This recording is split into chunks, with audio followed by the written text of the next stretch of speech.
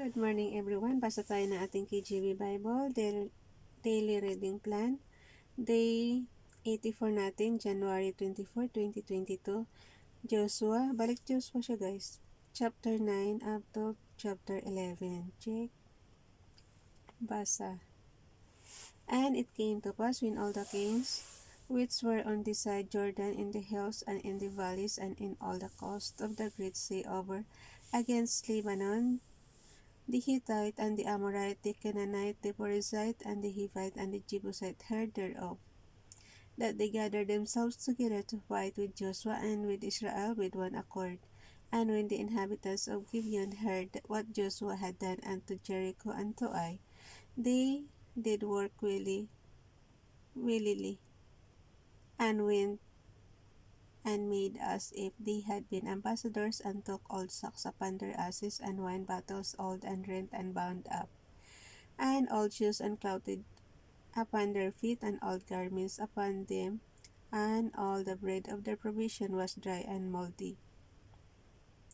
And they went to Joshua unto the camp of Gilgal, and said unto him, and to the men of Israel, We be come from a far country, now therefore make ye a league with us.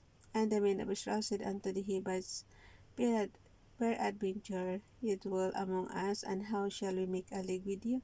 And they said unto Joshua, We are thy servants. And Joshua said unto them, Who are ye, and from whence come ye? And they said unto him, From a very far country thy servants are come, because of the name of the Lord thy God, for we have heard the fame of him, and all that he did in Egypt, and all that he did to the two kings of the Amorites that were beyond Jordan, to Sihon king of Heshbon, and to Og king of Bashan, which was at Ashtaroth.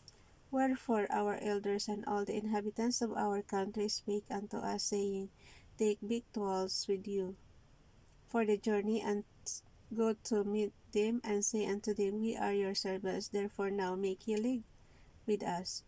This our bread we took had for our provision out of our houses on the day we came forth to go unto you, but now behold, it is dry, and it is mouldy. And the bottles of wine which we filled were new, and behold, they were rent, and these our garments and our shoes are become old by reason of the very long journey. And the men took of their victuals, and asked not counsel at the mouth of the Lord. And Joshua made peace with them, and made a league with them, to let them live, and the prince of the congregations were unto them. And it came to pass at the end of 3 days after they had made a league with them, that they heard that they were their neighbors, and that they dwelt among them. And the children of Israel journeyed and came unto their cities on the 3rd day. Now their cities were Gibeon, and Chipara, and Beroth, and Kirjath Jearim. And the children of Israel smote them not, because the prince of the congregation has sworn unto them by the Lord God of Israel. And all the congregation murmured against the prince. But all the prince said unto all the congregation, We have sworn unto them by the Lord God of Israel, now therefore we may not touch them. This we will do to them. We will let them live, lest wrath be upon us, because of the oath which we swear unto them. And the prince said unto them, Let them live, but let them be hewers of wood and drawers of water unto all the congregation, as the prince had promised them. And Joshua called for them, and he spake unto them, saying, Wherefore have ye beguiled us, saying, We are very far from you, when ye dwell among us? Now therefore ye are cursed, and there shall none of you be freed from being bondmen, and hewers of wood and drawers of water for the house of my God. And they answered Joshua and said, Because it was certainly told thy servant, how that the Lord thy God commanded his servant Moses to give you all the land, and to destroy all the inhabitants of the land from before you. Therefore we were sore afraid of our lives because of you, and have thus this thing. And now behold, we are thine hand, as it seemeth good and right unto thee, to do unto us do. And so did he unto them, and delivered them out of the hand of the children of Israel, that they slew them not. And Joshua made them that day hewers of wood and drawers of water for the congregation and for the altar of the Lord, even unto this day, and the place which he should choose.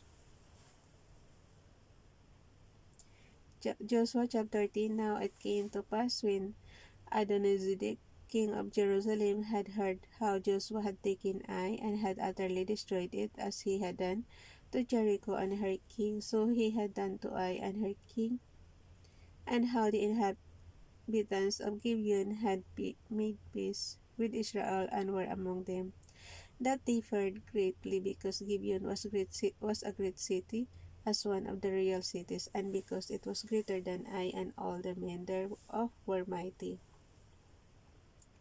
Wherefore Adonizedek, king of Jerusalem, sent unto Hoham, king of Hebron, and unto Piram, king of Jarmuth, and unto Japhia, king of Lachish, and unto Dibir, king of Eglon, saying, puro sila king guys, come up unto me, and help me, that we may smite Gibeon, for it hath made peace with Joshua and with the children of Israel. Therefore the 5 kings of the Amorites, the king of Jerusalem, the king of Hebron, the king of Jarmuth, and the king of Lachish, the king of Eglon, gathered themselves together, and went up, they and all their hosts, and encamped before Gibeon, and made war against it. Kaya walang katapusan talagang war. And the maid of Gibeon went unto Joshua to the camp to Gilgal, saying, Slack not thy hand from thy servants, come up to us quickly, and save us, and help us, for all the kings of the Amorites that dwell in the mountains are gathered together against us. So Joshua ascended from Gilgal, he and all the people of war with him, and all the mighty men of valor. And the Lord said unto Joshua, Fear them not, for I have delivered them into thine hand. There shall not a man of them stand before thee. Joshua therefore came unto them suddenly, and went up from Gilgal all night. And the Lord discomfited them before Israel, and slew them with a great slaughter at Gibeon, and chased them along the way that goeth up to Bithron. I smote them to Azekah, and unto Makkedah. And it came to pass, as they fled from before Israel, and were in the going down to Bithron, and the Lord cast down great stones from heaven upon them, and to Azekah, and they died. There were more which died with hailstones than they whom the children of Israel slew with the sword. Then spake Joshua to the Lord in the day when the Lord delivered up the Amorites before the children of Israel, and he said in the sight of Israel, Sun, stand thou still upon Gibeon, and thou moon in this valley of Ajalon. And the sun stood still, and the moon stayed, until the people had avenged themselves upon their enemies. Is not this written in the book of Jasher? So the sun stood still in the midst of heaven, and hasted not to go down about a whole day. And there was no day like that before it, or after it, that the Lord hearkened unto the voice of a man. For the Lord fought for Israel, and Joshua returned, and all Israel with him, unto the camp to Gilgal. But these 5 kings fled and hid themselves in a cave at Makkedah. And it was told Joshua, saying, The 5 kings are found hid in a cave of Makkedah. And Joshua said, Roll great stones upon the mouth of the cave, tatakpan, and set men by it for to keep them. And stay ye not, but pursue after your enemies, and smite the hindmost of them. Suffer them not to enter into their cities, to the Lord your God hath delivered them into your hand. And it came to pass, when Joshua and the children of Israel had made an end of slaying them with a very great slaughter, till they were consumed, that the rest which remained of them entered into fenced cities. And all the people returned to the camp of Joshua, at Makkedah in peace. None moved his tongue against any of the children of Israel. Then said Joshua, Open the mouth of the cave, and bring out those 5 kings unto me out of the cave. And they did so, and brought forth those 5 kings unto him out of the cave, the king of Jerusalem, the king of Hebron, the king of Jarmuth, the king of Lachish, and the king of Eglon. And it came to pass when they brought out those kings unto Joshua, that Joshua called for all the men of Israel, and said unto the captains of the men of war which went with him, Come near, put your feet upon the necks of these kings. And they came near, and put their feet upon the necks of them. And Joshua said unto them, Fear not, nor be dismayed, be strong and of good courage. For thus shall the Lord to do all your enemies against whom ye fight. And afterward Joshua smote them and slew them and hanged them on the 5 trees, and they were hung upon the trees until the evening. And it came to pass at the time of the going down of the sun that Joshua commanded, and they took them down of the trees, and cast them unto the cave wherein they had hid, and laid great stones in the cave's mouth, which remain until this very day.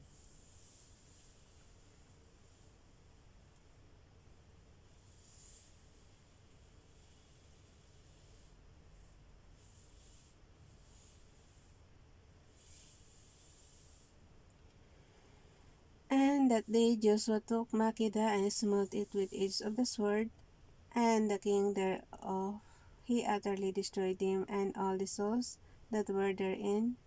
He let none remain, and he did to the king of Makkedah as he did unto the king of Jericho. Then Joshua passed from Makkedah, and all Israel with him unto Libnah, and fought against Libnah. Ang dami talaga nilang ginera nung araw, no? And the Lord delivered it also, and the king thereof into the hand of Israel, and he smote it with the edge of the sword, and all the souls that were therein. He let none remain in it, but did unto the king thereof as he did unto the king of Jericho. And Joshua passed from Libnah, and all Israel with him unto Lachish, and encamped against it, and fought against it.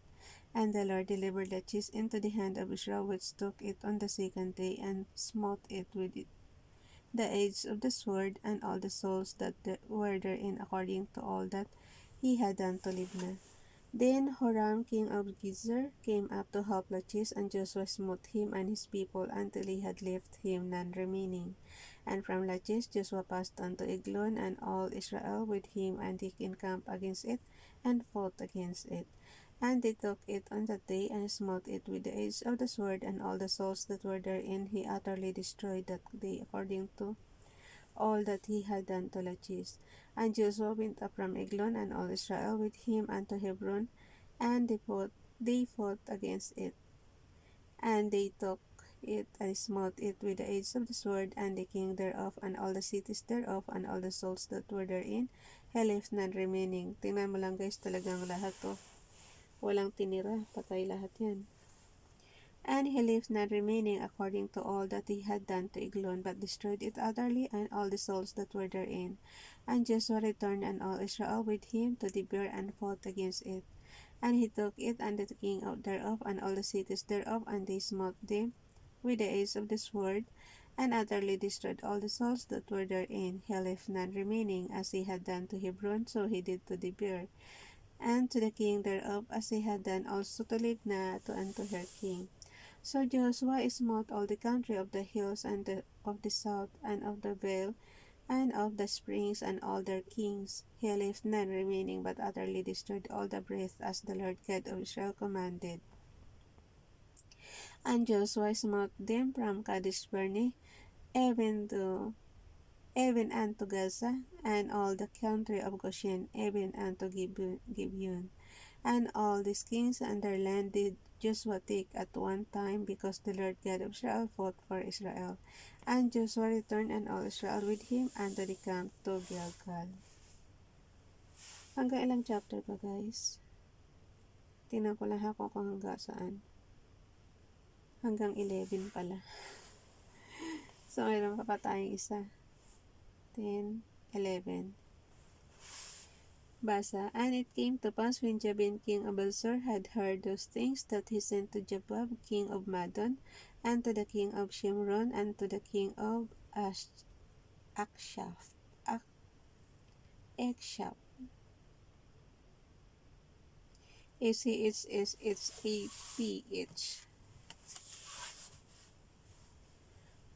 And to the kings that were on the north, on the mountains, and of the plains south of Chinneroth, and in the valley, and in the borders of Dor on the west, and to the Canaanite on the east, and on the west, and to the Amorite, and the Hittite, and the Perizzite, and the Jebusite in the mountains, and to the Hivite under Hermon in the land of Mizpeh. And they went out and all their host with them much people, even as the sand that is upon the sea, sure in multitude, with horses and chariots very many. And when all these kings were met together, they came and pitched together at the waters of Merom to fight against Israel. And the Lord said unto Joshua, Be not afraid because of them, for tomorrow about this time will I deliver them up all slain before Israel. Thou shalt do how their horses and burn their chariots with fire. So Joshua came and all the people to war with him against them by the waters of Merom suddenly, and they fell upon them. And the Lord delivered them into the hand of Israel, so he smote them and cast them unto great Zidon and unto Misrepotmaim,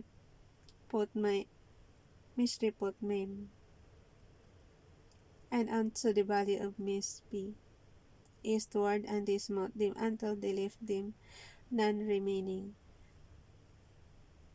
Alam niyo guys, yung mga bansa dito ko lang sa Bible nababasa.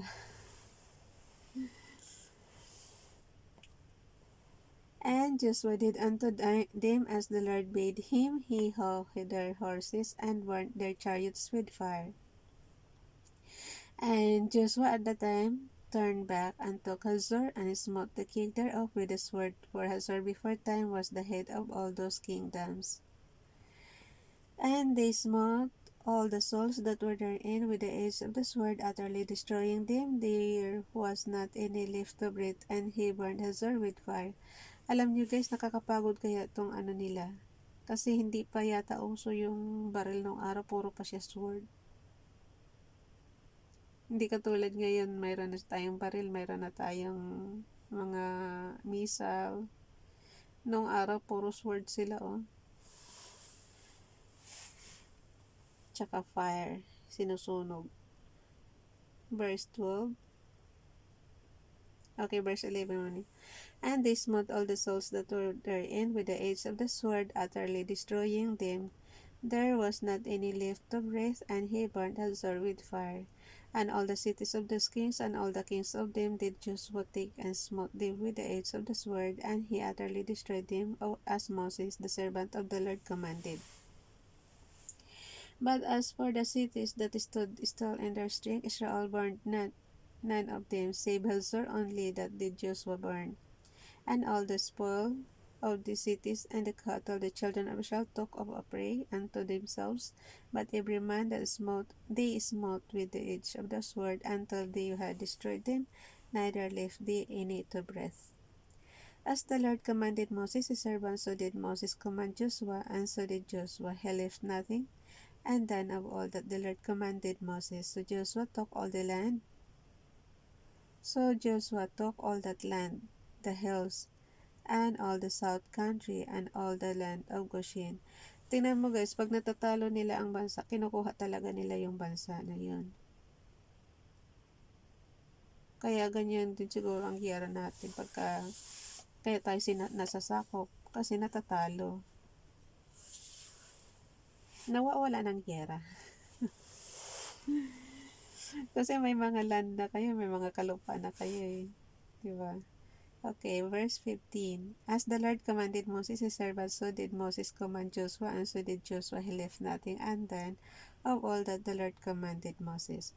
So Joshua took all that land, the hills, and all the south country, and all the land of Goshen, and the valley, and the plain, and the mountain of Israel, and the valley of the same, even from the Mount Halak, the goeth up to Seir, even unto Baalgad, in the valley of Lebanon, under Mount Hermon, and all their kings he took and smote them and slew them.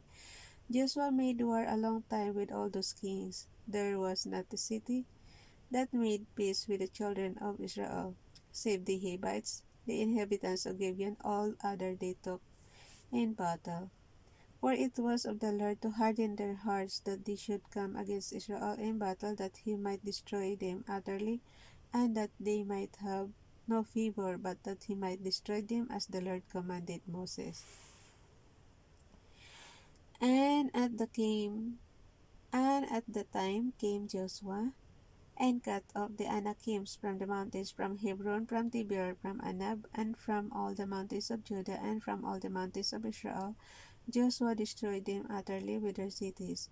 There was none of the Anakims left in the land of the children of Israel, only in Gaza, in Gath, and in Ashdod there remained.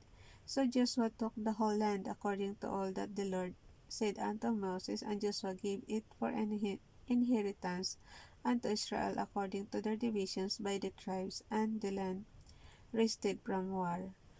Kita mo guys, so yung napuntang lupa sa kanila, puro nila ginera yan. Yun. Kuhanin ko tong verse 18. Bye everyone. God bless.